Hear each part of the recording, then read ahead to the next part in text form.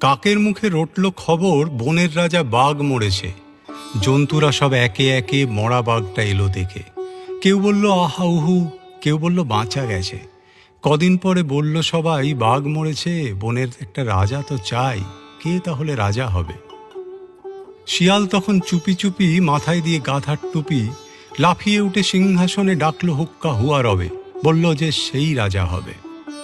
ভালুক বলল এই বেয়াদব, ওখান থেকে নাম এখনই, রাজা হব এই কথাটা ফের যদি তোর মুখে শুনি, একটি চড়ে অক্কা পাবি, হুক্কা হুয়া ভুলে যাবি। বাঘ নেই তো ভালুক আছি, বাঘের পরেই আমার দাবি। নেকড়ে বলল ভালোই আছো, করবে তুমি ভালুক নাচো, সিংহাসনে বসে তুমি ভাবছ তুমিও রাজা হবে।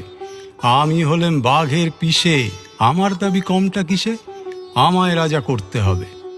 হায়না বলল হাসাসনি আর, পিসি কোথায় ঠিক নেই তার, এলেন উনি পিসে মশাই, আমরা কোথায় যাই রে তবে, আমায় রাজা করতে হবে।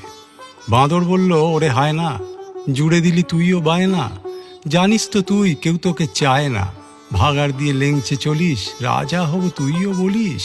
হুম, আমি বানর অর্ধেক নর, বনবাসী বুদ্ধিজীবী, আমায় রাজা করতে হবে, সব্বাইকে বলে দিবি।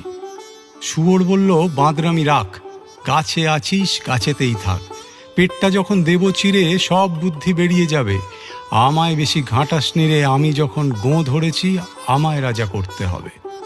সবাই চেঁচায় গোঁ ঘ্যাক ঘ্যাক, গোঁ ঘ্যাক ঘ্যাক, বনতোল পার হট্টগোলে।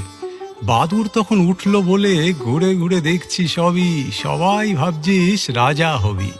হুম, খেয়াল করে দেখেছিস কেউ, শুনতে পাচ্ছিস ডাকছে যে ফেউ, আর একজন যে এসে গেছে, ऐसा चोर या खाबा।